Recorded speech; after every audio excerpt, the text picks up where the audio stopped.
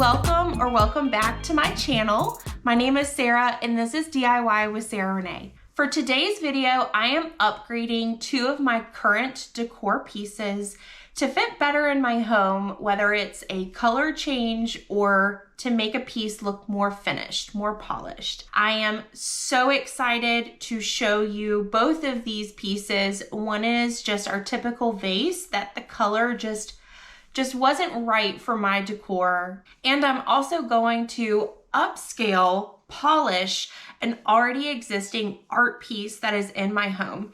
If you follow me on Instagram, last year I took a red art piece that was already existing in my home that matched decor from way back in the day. I painted it all white, added some modeling paste to give it a little bit of texture. Well, as time has gone past, the red is trying to seep through the first coat of paint. This is very typical for pieces that you buy out at stores. This is very typical. So what we did for today's piece, we repainted, we added some slats to make it look like a framed art piece, and I'm so happy with the outcome. I can't wait to show you. Before we even get into the video, please make sure that you like it and subscribe to my channel. Without further ado, if you're ready to see how I upgraded these two current decor pieces, come on with me. Let's go create.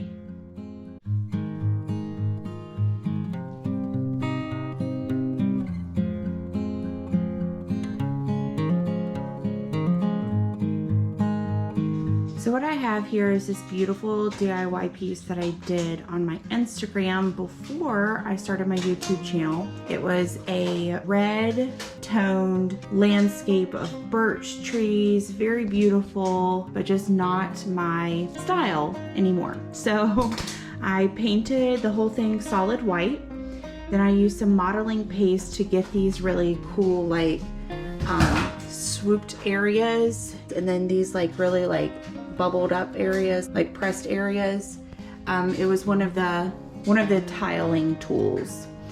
But as time has gone on since I've done this project, you can see some of the red starting to seep through.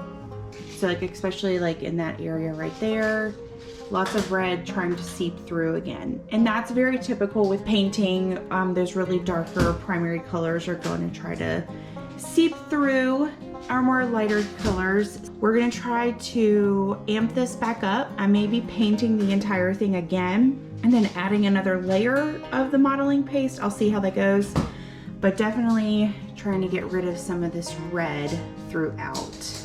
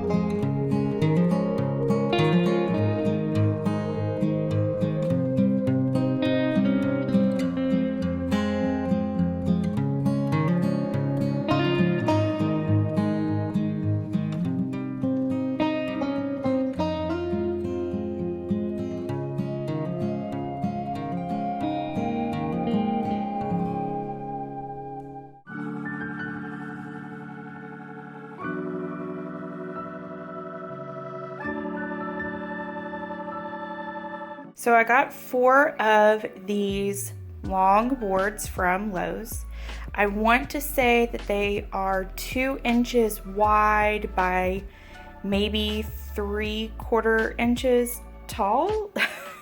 I'm really not good with measurements. It's definitely not my strong suit. So I will put it down in the description of what the actual dimensions are. But what I'm gonna do next with these is measure the exact length and width of the artwork that we've been working on. And then I'm gonna have my husband cut them at 45-degree angles, all square up around the frames. And we will be sanding, so that'll be next. So we have all 4 boards, and now we are getting ready to sand and just kind of smooth everything out before we stain the wood. That way we have our nice wooden frame around the beautiful textured piece that we've been working on.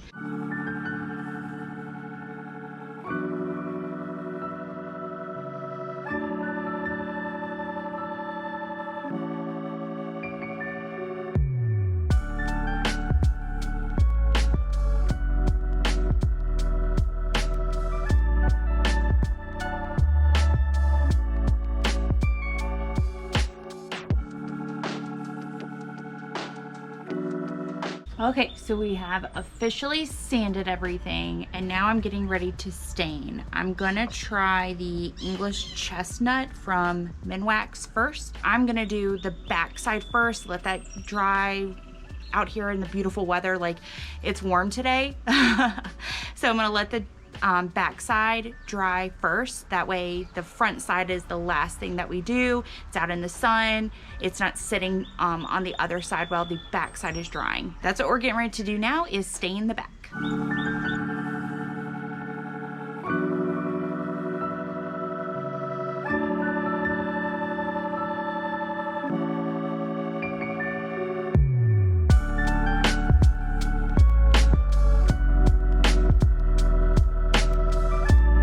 Now, stain goes a long way, so don't feel like you've got to go back in and soak up your, I mean, this is just a scrap piece of washcloth. Don't feel like you've got to go back in and dip. Just try to keep working with what's already on your material. I promise you, you're still gonna have stuff in there without having to dip back into the stain.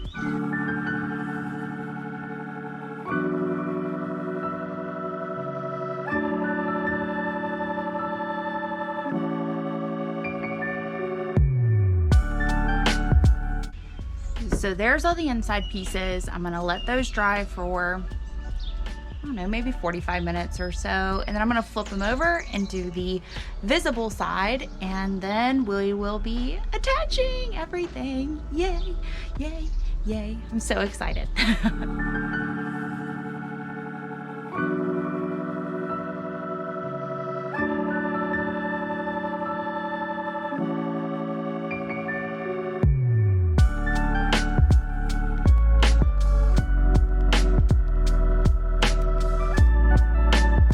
So we have 3 clamps to get the top portion and the 2 sides clamped in and squared up. We're gonna do a couple nails at the very top to get our points secured, and then we're gonna do the whole top, nail it on in, and then we'll work on the other side. So we've got 3 clamps, 1, 2, 3, and now we're gonna nail them.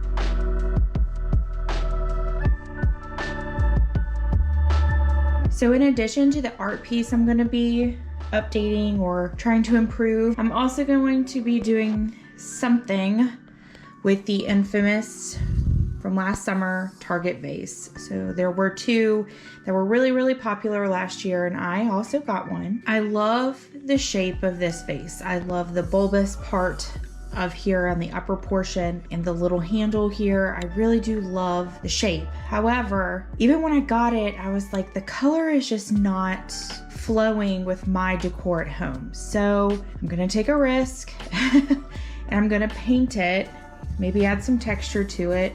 Oh yeah, and my son, it looks like, has drawn on this, so no better time than the present to try to fix this. We're gonna try to paint it, add some extra texture to it, and see if we can't make this fit into my decor just a little bit better. Wish me luck. I'm a little nervous, but I'm excited. I think it's gonna be really good.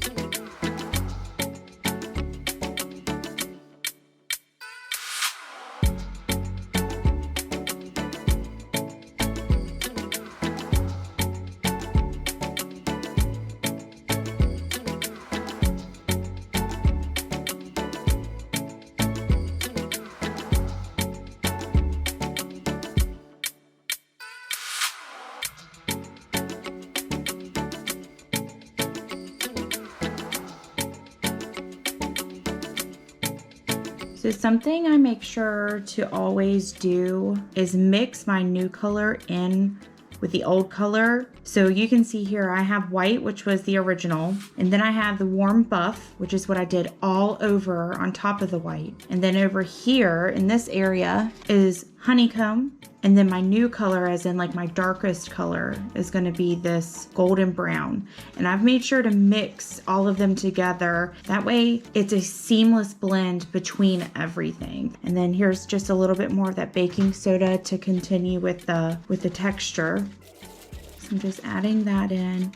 And what I make sure to do as well within each color change is I start focusing on smaller and smaller and smaller areas. So the white was all over, my base tone was all over, just not a full coat because I wasn't interested in covering the entire vase. But then that warm buff, I did even a little bit lighter of a coat on top of the white. And then that honeycomb, I did even smaller areas, focusing on specific areas to let that other kind of seep through. And now I have the darkest color that I'm gonna use now, and I'm gonna do it on even smaller areas. So I don't want it to be really prominent. I just want it to like give that extra dimension. So like even that just like touch is what I'm looking for. So go in, put it on, and then I will flip the sponge over to use a different area of it to kind of move that product around. So I can see there's already some like darker areas where the other paints have blended together and really darkened themselves up. So I'm gonna look for some other spaces because I want that to give dimension too. I don't want the only dimension to be the darkest color. So I try to pull from other areas. So again, we're doing small. So I did up here, so I may touch like down here. And you guys, this is a really just organic process. Like, this is not a science. This is not like a step-by-step procedure of any sort. This is just what you all are going to think looks best for you, for your space. Incorporated the colors that I really love, and it's more of those like natural earthy tones and textures. I'm really loving now how this is turning out. That's all I wanted to say. Mix your tones together, focus on little areas, try not to cover up already really cool dimensional areas, and that this isn't a script. You get to make it what you want.